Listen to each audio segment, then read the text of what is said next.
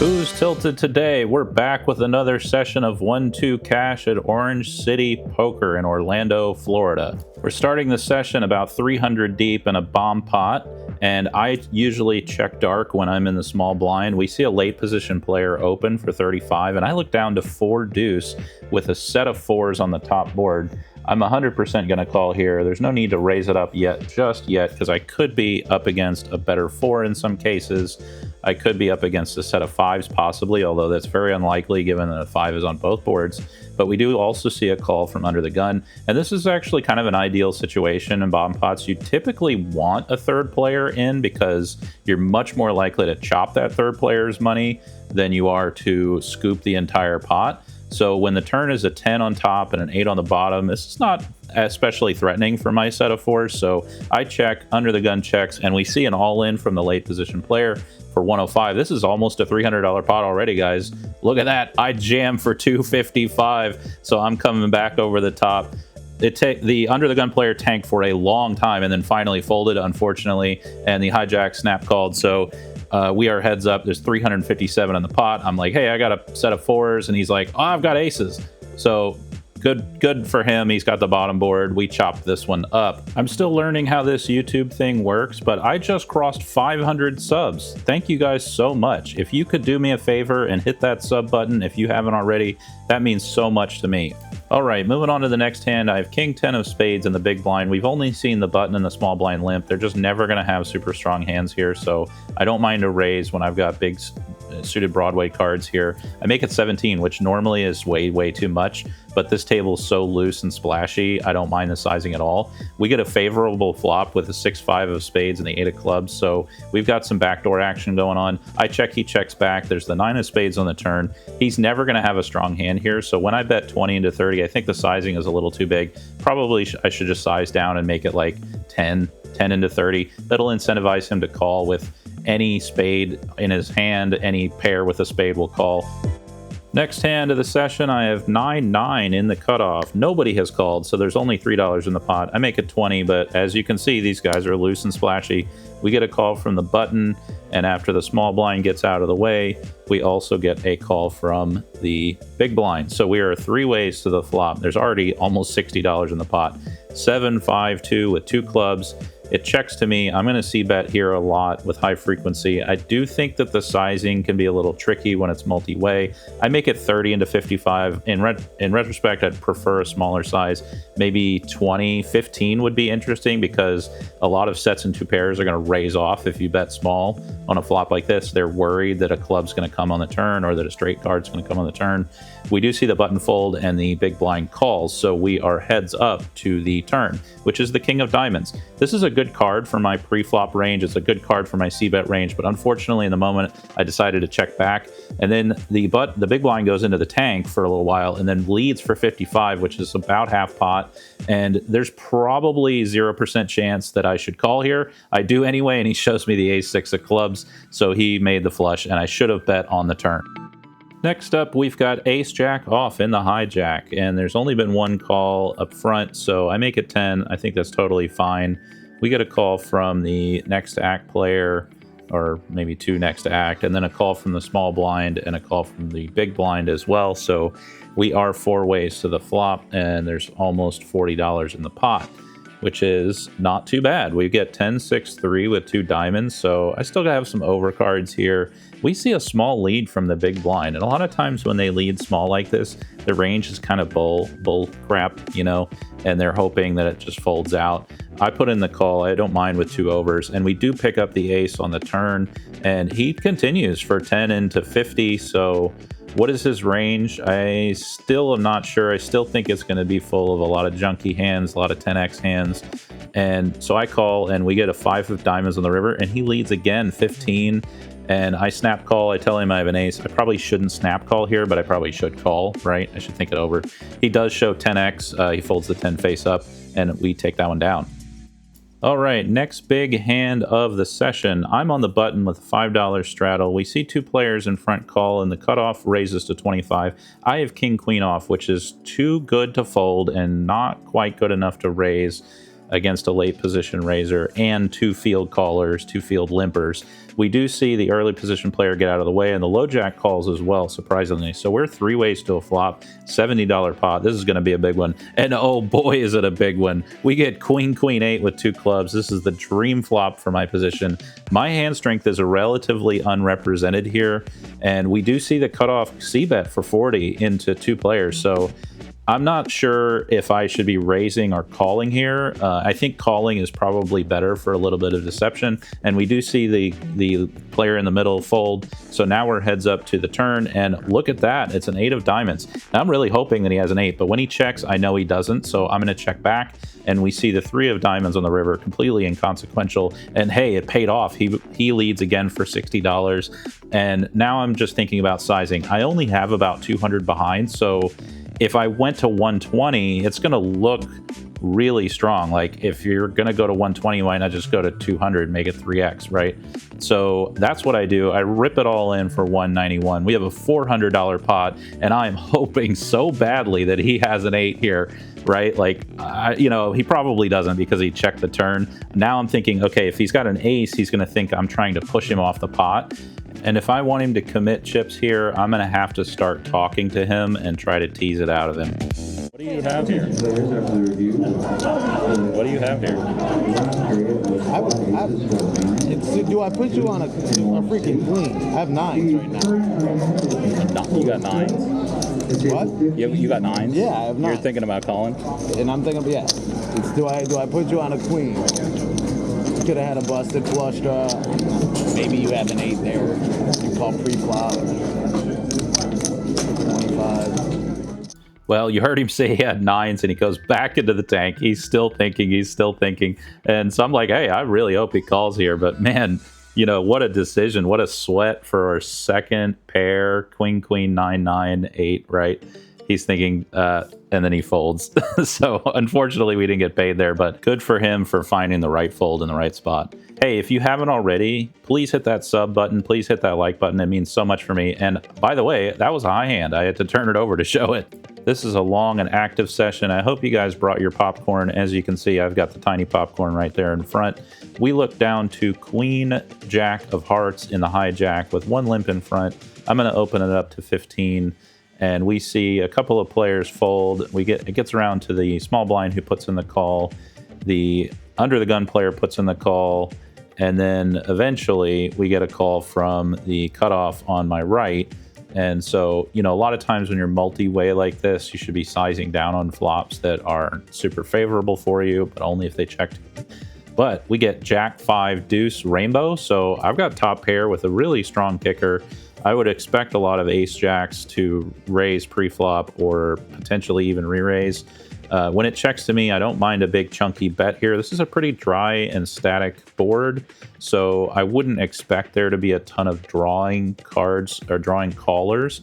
We do get a call from the small blind, so if he does have something like Jack X, remember recreational players love to play hands like Jack 10, Jack 9, Jack 8, Jack 7, right? And I've got those hands dominated. We get a 2 of spades on the turn. It is heads up, so when he checks to me, I think, you know, I'm definitely going to want to target those kinds of weaker Jack X holdings. I'm not really expecting him to float very often with a 2 unless it's specifically like ace 2 of diamonds or ace 2 of clubs. So I do size up a little bit. I put in a bet of 60 into just over 100 in the pot. So sometimes I could bet it maybe even a little closer to pot, maybe 75 or 80. He calls, and so we are off to the river. It's a complete blank. I mean, not completely, 4-6, ace 4, but is he double floating there? No. He checks, and I snap check back. I really should be going for a lot more value. He turbo mucks, and we're going to take this one down. All right, in this hand, we have a good example of why you should pay attention to what's happening rather than watching TV. I look down to queen, queen in the small blind, and I try to raise to 12, but half the table had already called 10, so I'm like in this awkward phase. Do I go back for more or what? I just flat. I shouldn't. I should just go back, get more chips, and bet harder. Bet bigger. Bet more. I don't know. I check when there's a king high flop, and under the gun makes it 15. The other 2 players fold. I don't necessarily mind the float here. A lot of times they're just going to be stabbing on all boards. When the 8 of spades comes on the turn, I check, and he tanks for a little bit and then bets 20. So what is this range? I think he's going to have some king X here. I don't necessarily think he's going to have a huge king because it looks like he's a little bit worried about a better king by that's such a small sizing. So I call, and the river is a 4 of spades. And I probably should have started to bluff on the turn or just folded. Instead, I called and then I checked, and then he checked back. So I was like, I have queens, and he's like, oh, I have a king. Of course, he's got a junky king. I could push him off of that. This hand is a good example of why it's so important to 3-bet with premium hands for isolation. We see an open from under the gun for 10 and one call at one field caller. I have ace 10 of diamonds on the button. I'm going to 3-bet this a lot. So I make it 30 to go. I could go even a little bit bigger, maybe 40 or even 50, given that if the under the gun player calls, it's going to incentivize a lot of the field callers to go ahead and call as well. But he does fold and get out of the way. Mission accomplished. We are heads up to the flop. It's 10-3 deuce with 2 clubs. So I have top pair, top kicker. He checks to me. This is going to be a c-bet 100% of the time. I make it 35 into 65, which is a little bit on the high side. I can maybe make it 20 to incentivize him to call, but he does snap, fold, and we get that one through. Do me a favor, if you like the content so far, leave me a comment with your favorite hand and why it's your favorite hand. I have king 9 offsuit on the button with a couple of limpers. I don't necessarily mind an open here. Like I said, this table, the entire session was playing very loose passive, so we do want to drive some more money in and drive out some of the weaker holdings. We do get a call from under the gun and under the gun 1, so we are 3 ways to the flop, and look at that barbecue sauce. King 9 of diamonds, 4 of spades. We flop the top 2 pair. And when it checks to the under the gun 1 player, he leads for 15. A lot of times it's going to be bullshit range. Sometimes it's going to be like a drawing type hand who's trying to name his price. I do elect to call in this case, and we are heads up to the turn. And when the turn is not a diamond, but instead the 6 of spades, now we have a double flush draw. He checks to me, and I think at this point it is very appropriate to bet, and to bet big. He's going to call with a lot of diamond draws here, and he's going to be willing to call large bets. So I put together a chunky $75 bet, which is just under pot. You could even go pot. Sometimes you go 1.25 or something like that in these spots, but he does go into the tank for quite a while. And while he's thinking it over, I have this idea for a promotion where I show a fan's favorite hand. I try to play it like it was a really strong hand. Anyway, we look over there and he's digging in his pockets for more money. Then he decides to call for 95 and I snap call, or he goes all in for 95 and I snap call, and we are locked up to the river, and he misses his diamond draw. I announce 2 pair and he turbo mucks. So it's always nice to win the runouts. It's really great to get maximum value from these kinds of drawing type hands, and we live to see another day. All right, moving on to the next hand, we have ace jack of spades in middle position and only 1 limper in front. So I open to 12. This is perfectly reasonable.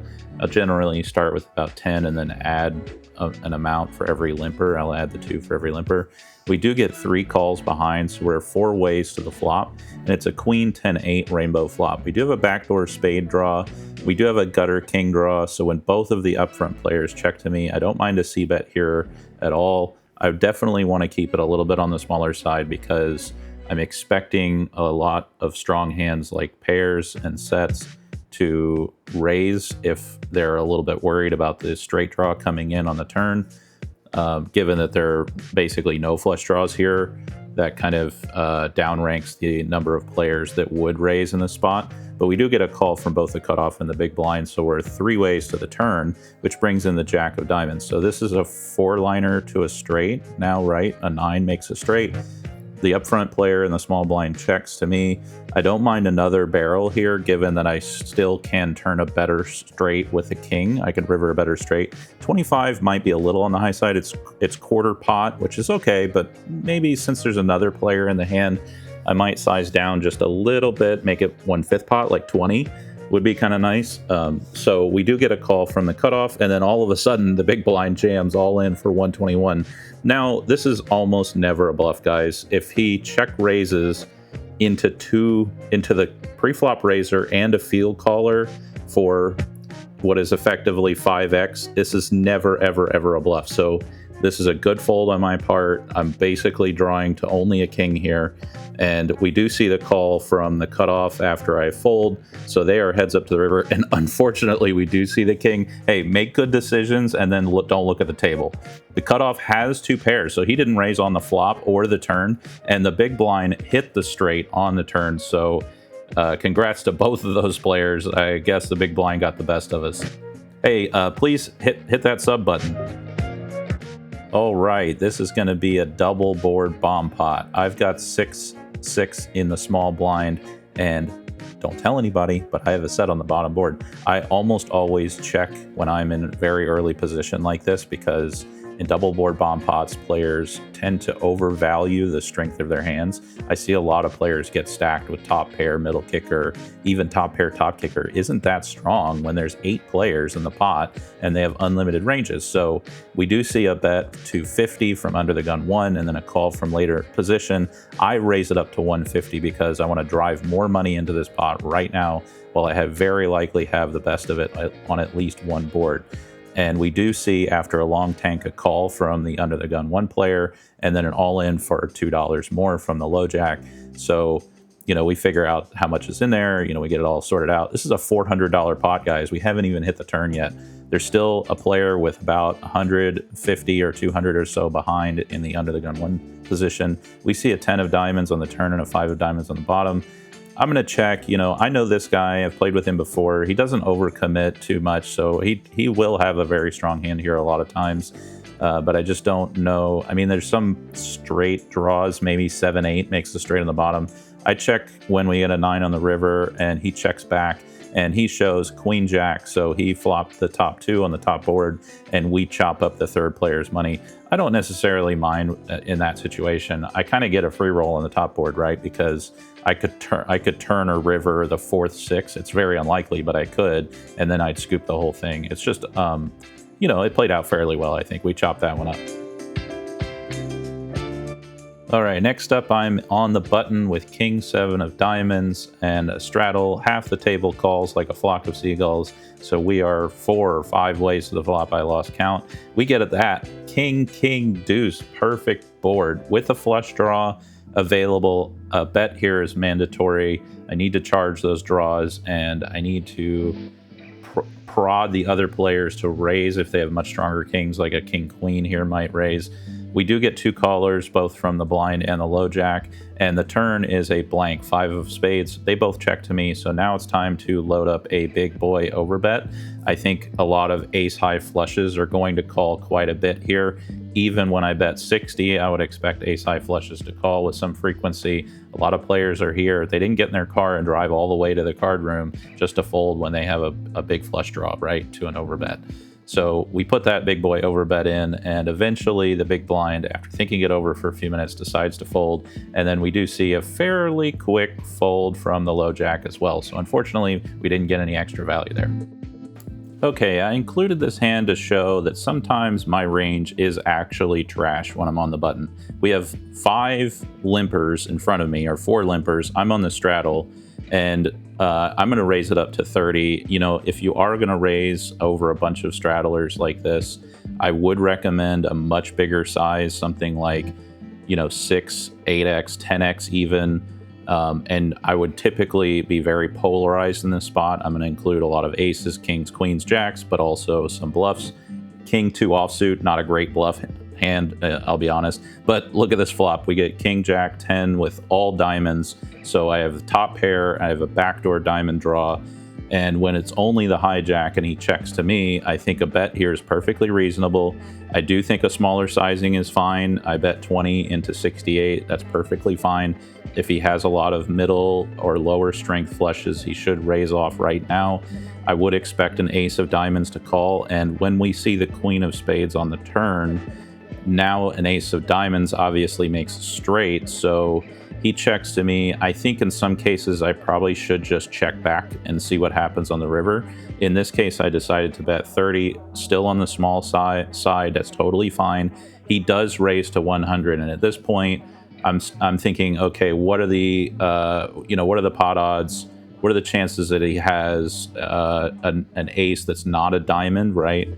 It's very likely that if he was going to raise here with an ace, it would be the ace of diamonds.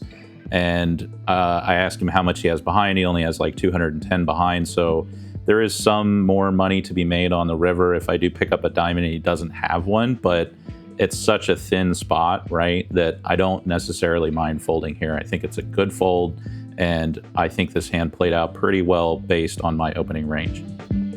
Heads up, we have ace-king offsuit, under the gun 1. I opened a 15.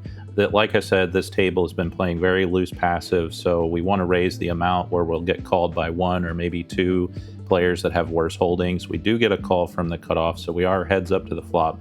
Mission accomplished. We got a little bit of money in there pre-flop. We get a 10-3 deuce rainbow flop. This is not going to be good for either one of us, so a c-bet here is totally fine, but I think I made it a little bit too big, 15, and he snap folds.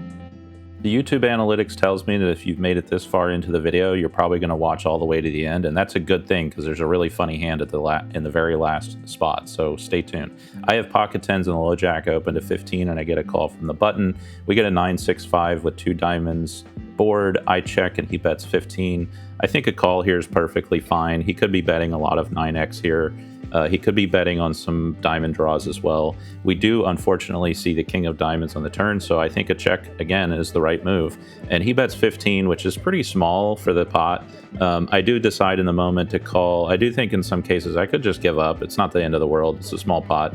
We see a complete blank on the river.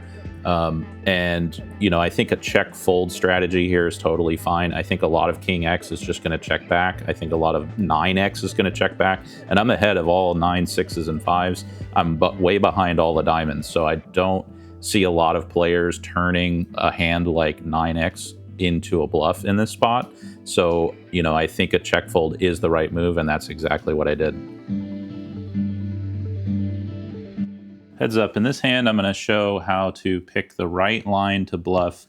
I have pocket 8s in the big blind. A bunch of people have limped, so I'm going to raise it up and make it big because I'm out of position and I really want to drive out most of the players. I prefer to go heads up here with a pocket pair.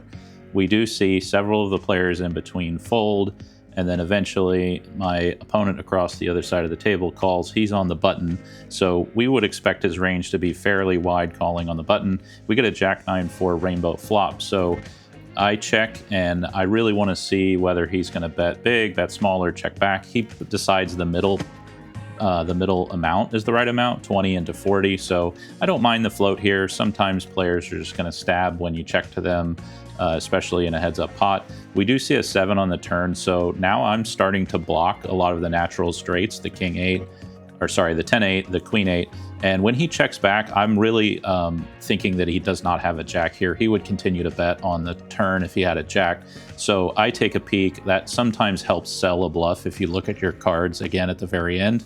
And I put together a sizing. I think normally it should be 60 to 80 is like a good small size river bet to fold out 9s. In this case, he does fold to the $40 bet, and we get that one through. All right, in this hand, we're going to see how badly things can go when you get to multiple streets with multiple players in a multi-way pot. I've got 4-3, limpin' as pimpin', as Daniel Negreanu says, and we arrive at the flop with a 2-pair 4-3 on an ace-high board. I don't mind that at all. When 2 players check to me, I'm going to open for 10. This is perfectly reasonable. It's about half pot. I do expect to see a lot of 2 pairs here, like an ace-4 or an ace-3, go ahead and raise. We are heads up here 5 ways to the turn. Orange City heads up, guys. We see the 7 of clubs come off. This shouldn't be that consequential. It does open up some backdoor flush draws. So when they both check to me, I go ahead and bet again, 25 into about 60. It's maybe a little on the high side. It maybe bet 20. It would effectively do the same thing. I'm trying to cap their ranges with both my flop and turn bets. But when we see the small blind min click to 50, now we're in kind of a pickle, right? I ask him how much he has behind. It's 150. I haven't seen this player get out of line at all yet in this session. He's a pretty snug player. He plays pretty tightly. I haven't seen him raise much. And so now what is his range? It's probably going to be a lot of ace-7. It's going to be some ace-3 that maybe didn't raise on the flop but is now getting a little scared of the clubs. because of the price is so good, I do call hoping to boat up on the river, and we don't. We see the 7, so now I'm absolutely dead in the water. Any naked ace that gets here has me beat with aces and over 7s, and he bets 35 into 156, and it's an incredible price, but I can't call. I have to fold, and I do exploit the situation there and fold. So he wins that one. Congrats to him. Heads up, this is going to be a big pot. It's been straddled, and several people have called, and an under the gun one decides to raise to 20. Now, me being still a little bit early in position, I have pocket queens. I can't call and then let all the limpers in as well, because that would price them in. So I do decide to 3-bet. I make it 60, which is 3x. I think sometimes I could go a little bigger, maybe 80 to get some value. But this is just fine. Everybody else folds, and then we see under the gun one call as well. So what is her range? Probably not aces and kings, because we would expect to see some 4-bets there. Maybe ace king off, maybe ace jack. We do see a jack high flop here with the 5-4 rainbow. I'm not all that worried about this flop. When she checks to me, I make a c-bet for 30. I keep it on the small side, because if she did flop a monster like trip jacks, I would expect her to raise. We do see a king on the turn. She checks to me and I check back, because now ace king would be a better hand than mine, and I wouldn't expect her to fold for any bet. She checks the river and I check back quickly, and she does have the aces. And the turn and river completely handcuff my queens.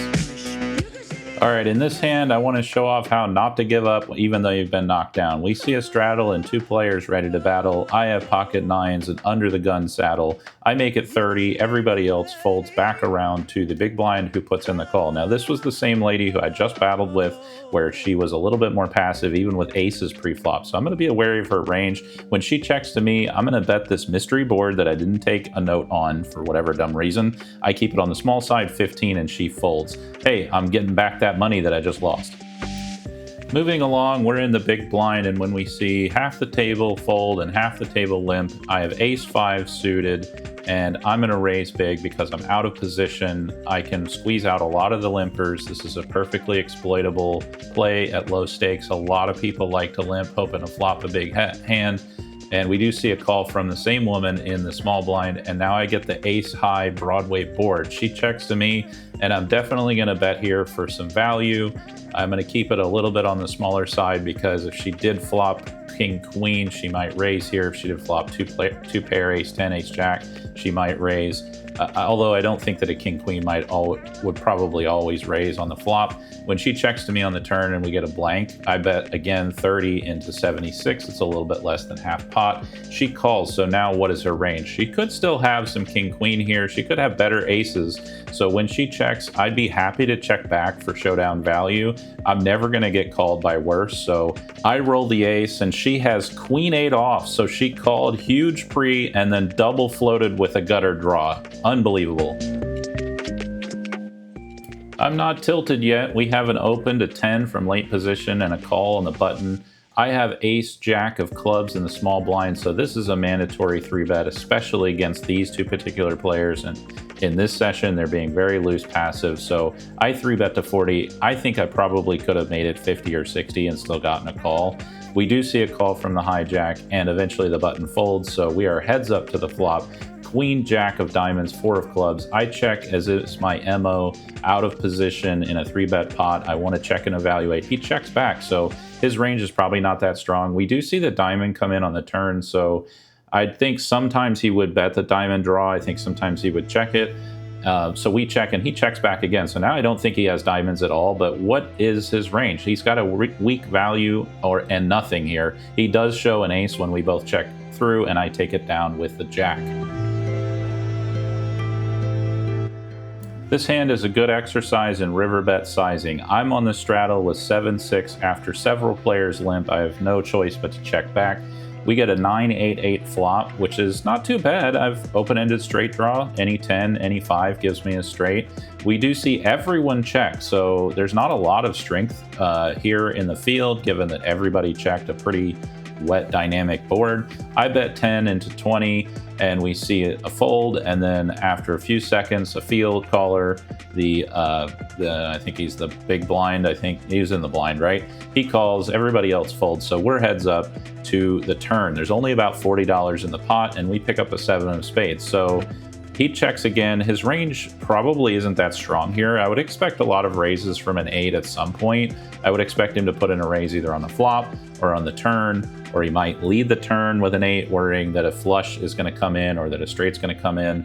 I bet 30, and he thinks it over for a few seconds, and then he decides to put in the call. And so that, I think in my mind, that kind of caps his range. Like, he's probably not has an 8. He might be sticky with a 9, like 9-10 or 9 jack or 9-6 maybe. So we see a spade on the river. Well, I didn't get here with a bluffing line only to get a spade, which gives me better bluff opportunities. It's more likely that he would fold now than if I didn't get a spade on the river. So when he checks to me, I am going to bluff. Now, the sizing is important. I need to bluff small enough that a 9 will fold, or really big to get an 8 to fold, like 2x pot, 2.5x pot would maybe get an 8 to fold, right? So like if there's 100 in a pot, I could need to make it like 200 or 250. He does think it over and put in the call, and of course he has the 8, right? This is my fault for sizing kind of right in the dead zone, right in the middle. I probably should have just targeted the 9x and made it 75. He would have snap called and I would have been dead, but I would have lost less money. Being under the gun with queen jack of hearts is always fun. I'm going to open it up to 10. And as is my MO, when there's no limpers, 5x is totally fine at low stakes. You're going to see players calling with worse all the time, even when you bet a lot bigger. But I am out of position. I'm in the very first position, so 10 is totally fine. We see a call from the button and a call from the blind, so we are 3 ways to the flop, and we get a pretty favorable flop, queen 10-3. That's just not bad at all. With no flush draw, I do want to target some straight draws like king 9, 9-8, blah, blah, blah, blah, blah, blah. I bet 15 and we get a call from the button and the blind folds out. So we are heads up to the turn. Now it's an ace of diamonds. This could uncap his range. I do see a lot of players at this level calling with second and third pair as long as they have an ace kicker, and that would give him 2 pair. But I bet 25 and he folds. I'm straddling the button again, as you should do if your table is loose passive. You want to magnify their mistakes. I have 9-4 though, so I'm checking. And if it's on the vlog, you know something's coming. 4-4 deuce, 2 spades. This is a great flop. We're multi-way, right? So we see a field player bet to 10 and then a call. I think a call here is okay. There could be some better fours. It's really unlikely, but there could be like a 4 king, 4 ace, something like that. Unfortunately, we see the jack of spades on the turn. I do have a backdoor spade draw to like a middle strength spade flush. So when the flop raiser bets 10, I call again, and we see a 7 of clubs on the river. No help for me there. Now, he either has a flush or he's got nothing. I make a quick call, and he gets max value out of me with the queen high flush. I probably should just fold there. I don't even have a good bluffing candidate because I don't have an ace or a king, but good to him to get the max value on me there. This hand is a good example of why you should pay attention to what players do when they're straddling. If they're not very active on the straddle and they just typically check back a lot, you can get a little bit more aggressive pre-flop. I have 10-8 offsuit, it's a total bluff, but I make it 20 and he calls. Now we get a queen-queen-3 board. This is gonna favor my range heavily, and I c-bet for 20 and he snap folds, and we win that one. All right, I'm under the gun with king 10 off, and just for fun, I'm gonna decide to open it up to 7. I like to, always test my opponent's relative strength. I would expect a lot of better kings to be raising pre. We do see a call from the low jack, and when it gets around to the blind, he nearly min raises to 17, so I'm priced in, especially when the low jack is gonna be priced in as well. I don't mind playing this hand multi-way. I'm looking for sets or better. I'm looking for a lot of straights when I've got an offsuit hand like this. When it checks to us, I don't necessarily mind checking through because the big blind could be trapping with better kings. Unfortunately, we see an 8 on the turn, and so he checks again. Now I think it's okay to bet because I would expect him to possibly bet a king in this spot.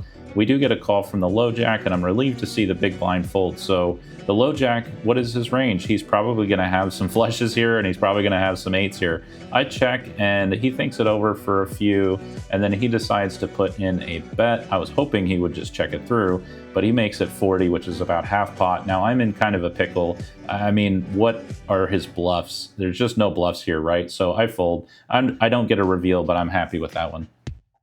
Do you like to play your big aces fast or slow pre-flop? We have a straddle, we have a raise to 15 from small blind, and then a call from the big blind. I have ace jack of spades. I don't want to raise and get blasted off with a 4-bet, so I do just call, and we get an ace 7 of hearts, 8 of spades board. This is pretty good, and especially when both players check to me, I would expect some heart draws to call here. I would expect some worse aces to call, and I would expect better aces to raise. So I don't mind putting in a bet here. 30 into 52 is not too bad.